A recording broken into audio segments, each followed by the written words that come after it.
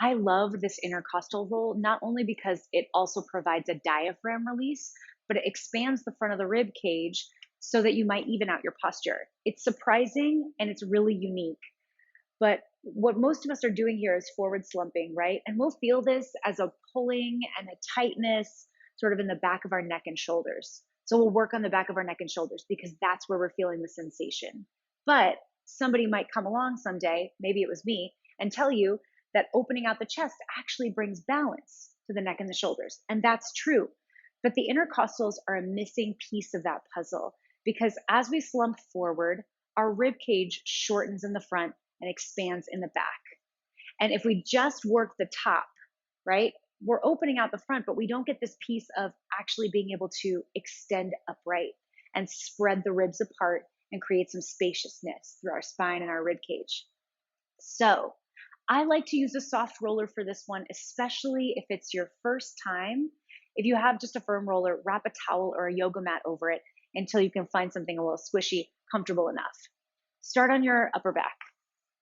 Take the hands behind your head and clasp them together, and then just arc your way over the roller. I always like to start on the upper back just to kind of melt over and lift your hips and start to comb through your upper back all the way up to the base of your neck, back down to the bottom of your ribs.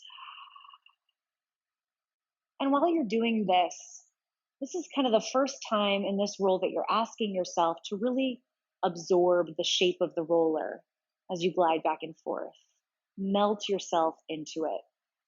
Now let the roller come to the lower rib cage. Set your hips down and rock onto one side. I'm going to choose my right. Okay. So now the roller is going to tuck right at the bottom of your ribs. So bring it to the lowest, like 3 ribs. Okay. Now, if you're looking at it sideways, it's aligned on this front bottom quadrant of your rib cage. If it's up aligned with your nipple, it's too high. Start to gently rock forward and rock back open. And if you have breast tissue lusciousness here, you don't want to smash that. So move yourself out of the way so that you can come right to the bottom of the ribs. Okay, this rocking movement is just to get your bearings on the roller to see how comfortable you are soaking it in. And if it feels like you're fighting against it because it's such an awkward place to roll, your roller's too firm. You need to soften it up. Maybe using a ball or a bolster is a better idea. Okay, so let's get into it. Rock all the way forward and slide this front top knee in front of you. Slide the bottom leg straight. And then rock forward and open up your right palm. Rest your forehead in the shelf of your palm. And then just start to shift slightly from side to side.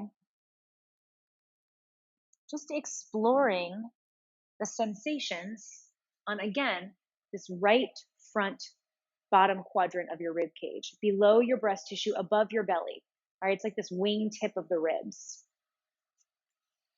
This is a place that might make you feel like you can't breathe as well here. And that's true because you're compressing your diaphragm. So let's expand our breathing capacity with this diaphragm release. Let's just let ourselves find a spot, find some stillness, try to get comfortable, and then take a big belly breath against the pressure of the roller. You'll feel like there's a spot where you can't expand your ribs anymore as you breathe. That's because your diaphragm is inflating below your ribs, expanding, and the pressure makes it expand in this direction rather than letting it expand down toward the roller. The diaphragm is like an umbrella-shaped muscle / organ that comes underneath your ribs and expands this way as you breathe, like a balloon. So pinning it down while you're trying to breathe against it is actually creating a bit of a release technique for the diaphragm. Take another breath. Expand your ribs into the roller. And exhale, let the roller just absorb into your ribs. Your ribs are meant to expand away from each other and open up as you breathe, and then contract back in as you exhale. They're flexible bones. That's how they're designed. But a lot of us get really stuck and stiff in the rib cage, and that affects our breathing capacity. So this is how we try to alleviate some of that. As you shift again from side to side, you might find another spot and breathe on that spot. Now, if you want to get a little bit more into the trigger points of the intercostal muscles are the muscles that are in between each rib. Okay? Right below your nipple and just to the outside of it, there are some pretty yucky little trigger points right on this outer edge on either side. Okay? So, from where you are, veer your rib cage toward the right a little bit, shift toward the right, and then glide upward about a half an inch. Play with your movement there and see if you can find any really tender spots that feel significant to you. And then settle in on top of them. Take another set of breaths. Exhale, release.